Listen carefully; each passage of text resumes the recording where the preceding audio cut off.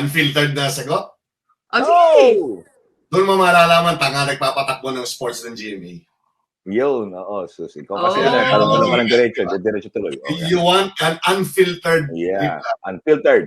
Shows how stupid the guys running sports ng GMA is or are. Bakit? Sports is spontaneous. It's about reaction, di ba? It's about emotion. Yan. Yung AI, meron ba ng tatlong yun? Yan ako. Yung binanggit kong tatlo, wala na kagad. Sports is predicated on reaction sa lahat ng bagay. How can AI react quickly at ipapakita ang emotion? Kaya ka naglalagay ng mga sportscasters dyan, no?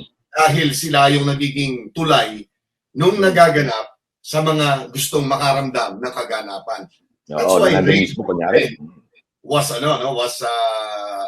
an important tool. Diyan ako nagsimula, yung radyo. Sa radyo. Nung araw, nung wala pang telebisyon, nakikinig ka sa radyo, nadadama mo. Dahil yung mga boses ng mga legend gaya ni Willie Hernandez na nagdadala ng sports nung araw sa mga tahanan ng ating mga ninuno, yun ang nagdadala.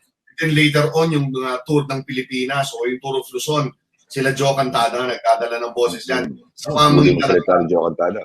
Yes, nung pumutok ang telebisyon, nagkaroon tayo ng connection dun sa audio at saka visual medium na nadadama natin. Kaya nung mga Chris Toyota, nung mga Never Say Die na games ni Sonny Jaworski, damang-dama natin, nakikita natin, nararamdaman natin sa paligid natin, sa mga kapitbahay natin. Kada makakashoot yung Ginebra o makakashoot yung Chris Toyota, dumadagong-dung yung paligid mo. Dikit-dikit apartment, katulad namin, di ba? Nakatira naman kayamanan nitong aming neighborhood. So, dikit-dikit talaga kami. So, kung ano sinisigaw kayo sa bahay, maririnig namin.